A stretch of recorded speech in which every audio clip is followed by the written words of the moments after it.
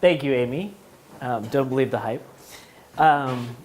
So yeah, today I'm going to show some examples of how we can create a climate of change by creating genuine experiences and uniting people around ideas and designing processes to make a difference. As Amy said, I'm co-founder of a small team called Civilization. We're in Seattle. Our team is half graphic designers, half web developers, and a little bit of artists amongst the bunch. And every project that we take on has some sort of social mission to it, or at least is culturally relevant, and we really don't work with big companies. We're more causes and smaller focused projects. So I'm going to talk a little bit about our work, but I want to talk about other examples that are doing these things, and I want to start with CreativeMornings. I think this is a perfect example of bringing people together. As Amy said about all the stats, there's 105 chapters around the world, everyone's sharing the topic. The founder really just had a vision, and she put it together and really spread the word, and now it's really taken off, and all of you are here and sharing in this community and building this community, and I think that's really powerful. So the first example that I want to talk about is one of my favorite graphic designers, Milton Glaser. Milton Glaser has had a crazy career, and our studio had the opportunity to interview him a couple months ago, and of all the profound things he said, the one that resonated with us the most was the designer's role is a role of good citizenship. I really took that to heart, thinking about all of the decisions that we make and all the actions that we make that lead to just being a good citizen. And one of his recent campaigns that's been a little controversial is It's Not Warming, It's Dying. And it's a disruptive campaign that is based around the idea of acknowledging that climate change is real. And the whole point of it is that you send in $3 to Busy Beaver Buttons in Chicago. They send you a pack of 5 buttons, and you wear a button, and you give it to your loved ones, and it's basically acknowledging that you believe in climate change. And his reasoning for this is based on how the NRA uses their recognition to persuade legislation. So it's that same idea, is if we can get enough people to wear these buttons to acknowledge climate change, that might really change legislation. So I think that's a really interesting abstract idea that's a complete sustainable campaign, because he came up with the idea, he put it out there, and all he's asking is people to, spend $3 and then spread the word. Another take on climate change is a project that we're working on. There's a small indigenous island off the coast of Alaska called Kivalina. There's 400 people that live in this whaling village, and it's being threatened by climate change because of coastal erosion, permafrost melting, and sea levels rising. So this village has to be relocated, the entire village. And by 2025, scientists say it will be completely underwater. So in order to move this village without losing their culture, they have to be very sensitive to the culture and very particular of how they do this. So this group called the Alaska Design Forum has been intervening and helping to construct this new location for them. And with that, they reached out to us to help them come up with an idea to share the village's story. So what we did is we created a web platform called Relocate Kivalina that allows for the villagers to log in and share their stories online. And we came up with this idea because we realized that the villagers were using Facebook constantly. They were posting pictures of their hunting expeditions, they were posting just about what they like, family photos, and they were even using Facebook Messenger to communicate on the island. It was like they would use the Messenger to just tell their kids to come home because they had 3G and it was easier than texting. So yeah, we created this platform, tells the story, it follows the relocation process, and now we are currently working on a magazine called Relo with the founders of this site, and they're going around the world and documenting stories about climate displacement all over the planet. And it's going to be a magazine about climate theory and really highlighting stories of people that are truly affected by this. So we're hoping that this will inspire some change. The next project I want to talk about is a project that we teamed up with Group Health and the University of Washington, a suicide prevention group inside of these organizations. And they wanted to create a platform to show these skill sets that were pretty experimental. They're dialectical behavior psychology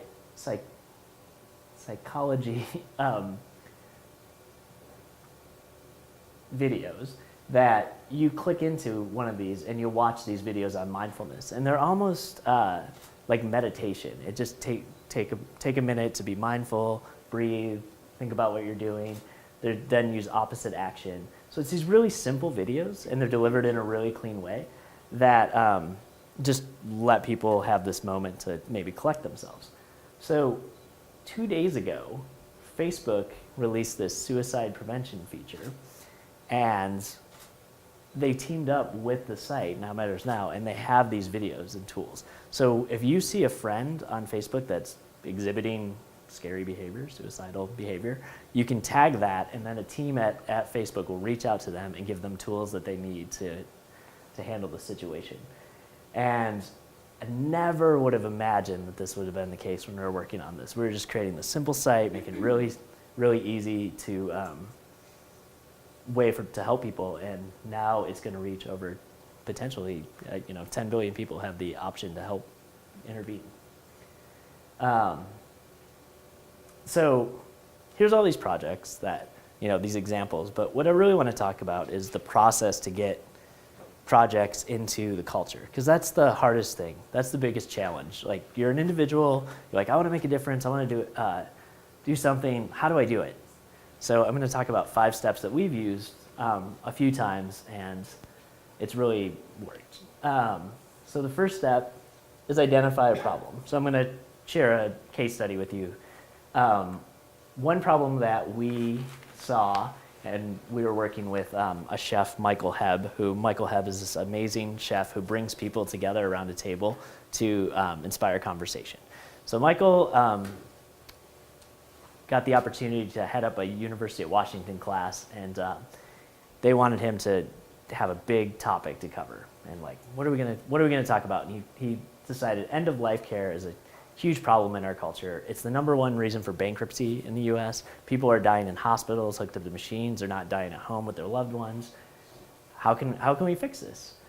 So step 2, we explored solutions. We read as much as we could about end of life. We researched other people in the field that were doing it, other organizations. And we realized what we needed is just people to have a conversation about how they want to die with their loved ones. It's pretty simple.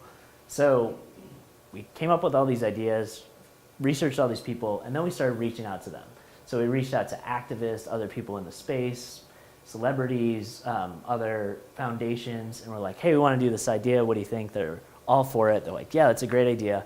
Okay, all we need is your advice, become an advisor for the project, and then help us spread the word.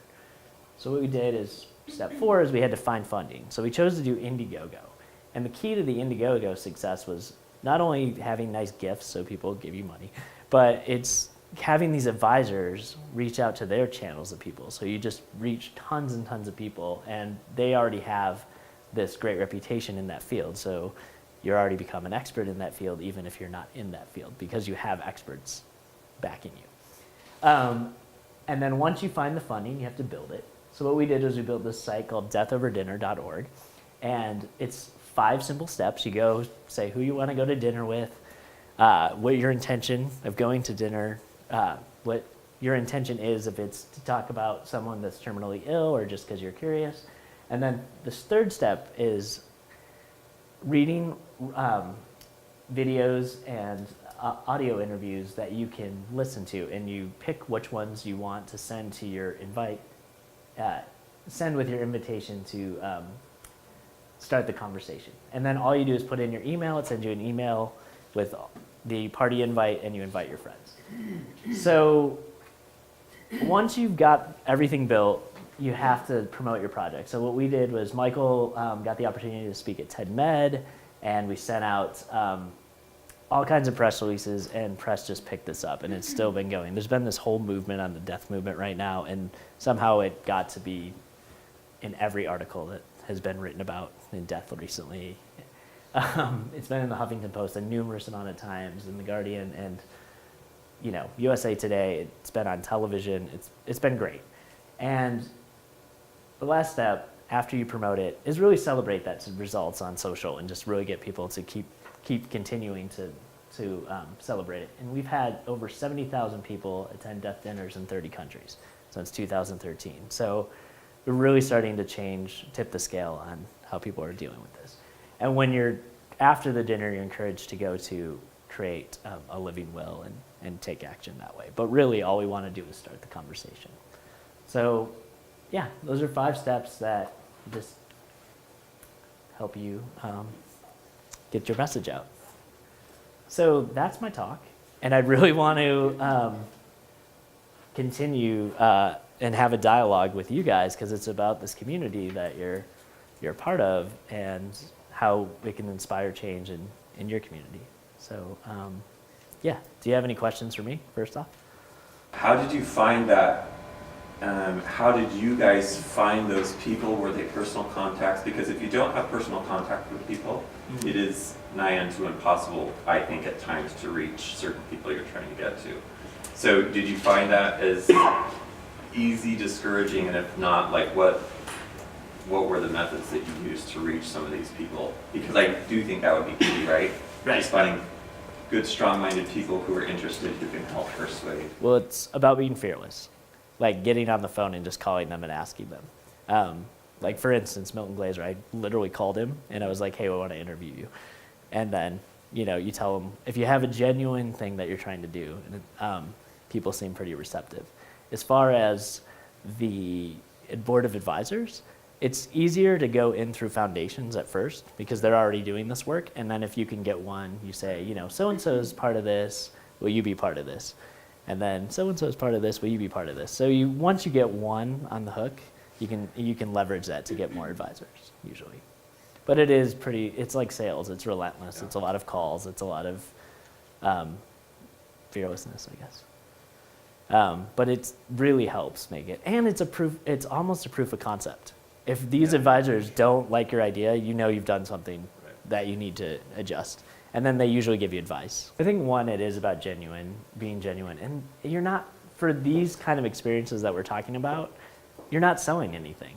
So it's different if you're trying to make financial gain from them. I think people are more like, oh, wait, I don't want to have anything to do with that. We're just doing something that's genuine and we're trying to sustain it, and we want their stamp of approval. And if it's something that you've built, again, kind of proof of concept that they believe in, then they're okay with putting their name on it.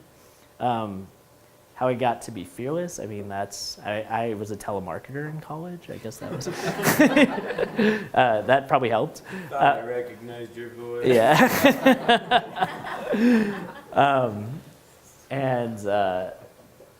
It's also reaching out to people that who know, just using your network.